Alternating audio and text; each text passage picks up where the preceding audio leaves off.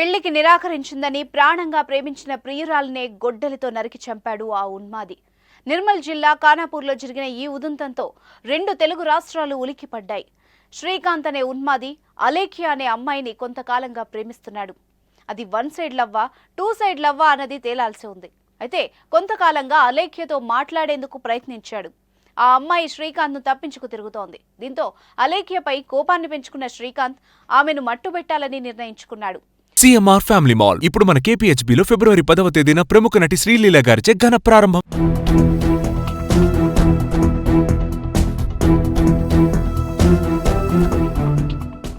ఉదయం శివాజీనగర్లో ఆమె టైలరింగ్ పనికి వెళ్లి వస్తున్న టైం చూసుకుని గొడ్డలితో విరుచుకుపడ్డాడు. జనం చూస్తుండగానే నడి రోడ్డుపై అలేఖ్యను ముక్కలు ముక్కలుగా నరికేశాడు. అలేఖ్యనే కాదు, ఆ దుర్మార్గుడిని అడ్డుకోవడానికి వచ్చిన మరో 2 కూడా నరికివేశాడు. ఈ ఘర్షణలో అభం శుభం తెలియని ఏడాది బాలుడి తలకు కూడా తీవ్ర గాయాలయ్యాయి. అలేఖ్యపై దాడితో ఖానాపూర్ శివాజీనగర్ వాసులంతా బెంబేలెత్తిపోయారు. అలేఖ్య గురించి అక్కడున్న వాళ్లంతా మాట్లాడుకుంటున్నారు. అలేఖ్యకు శ్రీకాంత్ కు మధ్య కొంతకాలంగా ప్రేమ వ్యవహారం నడుస్తోందని చెప్తున్నారు. అయితే ఈ ఇద్దరి మధ్య వచ్చిన గ్యాపే ఈ దారుణానికి కారణం అని చెప్తున్నారు. అలేఖ్య కొంతకాలంగా శ్రీకాంత్ ను పక్కన పెట్టడంతో ఆ ఎడబాటును తట్టుకోలేకపోయిన శ్రీకాంత్ ఉన్మాదిగా మారిపోయాడు. తనకు దక్కంది ఈ ప్రపంచంలో మరెవ్వరికీ దక్కకూడదని శ్రీకాంత్ రెచ్చిపోయాడని చెప్తున్నారు. అలేఖ్య ప్రాణం తీసేంత కోపం పెంచుకునే ఈ దుర్మార్గానికి ఒడిగట్టాడని అక్కడున్న జనం చెప్తున్నారు. నడి రోడ్డుపై ఒక యువతిని నరికి చంపిన ఘటన తెలిసిన వెంటనే పోలీసులు అక్కడికి చేరుకున్నారు. అంతేకాదు, ఇటు మంత్రి సీతక్క కూడా ఈ సంఘటన గురించి తెలుసుకుని షాక్ తిన్నారు. నిందితుడిని ఎలాగైనా పట్టుకుని శిక్షించాలని ఆమె పోలీసుల్ని ఆదేశించారు. అయితే అలేఖ్యతో పాటు ఈ దాడిలో గాయపడ్డ మరో 2 మహిళలు, ఒక చిన్నారిని స్థానికంగా ఉన్న హాస్పిటల్ తరలించి చికిత్స అందిస్తున్నారు. నిందితుడిని గాలించడం కోసం 10 బృందాలుగా విడిపోయి పోలీసులు వెతుకుతున్నారు. గొడ్డలితో అలేఖ్యను నరికిన తర్వాత నిందితుడు శ్రీకాంత్ ఖానాపూర్ నుంచి పరారైనట్టు తెలుస్తోంది. అతని కోసం ఇప్పటికే పోలీసులు గాలింపు మొదలుపెట్టారు. ప్రేమంటే కలిసి ఉన్నప్పుడు ఎంత తీయగా ఉంటుందో విడిపోతే అంతే ద్వేషంగా మారుతుందేమో. పోనీ ద్వేషంతో ఆగిపోతుందా? లేదు, అది పగగా మారుతుంది.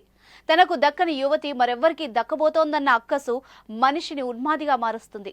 ఆ ఉన్మాదం నుంచి పుట్టిందే ఈ విపరీతం.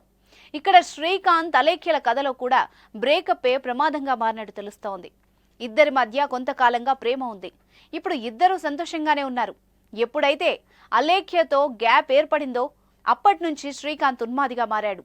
ఆఖరికి రాక్షసుడి అవతారం ఎత్తాడు. తాను ఎంతగానో ప్రేమించిన అమ్మాయిని శత్రువుగా చూశాడు. చివరకు ఆమె రక్తాన్ని కళ్ళజూశాడు. ఇందులో బాధాకరమైన విషయం ఏమిటంటే అలేఖ్యను కాపాడబోయి శ్రీకాంత్ గొడ్డల్ని అడ్డుకున్న వాళ్ల కథ.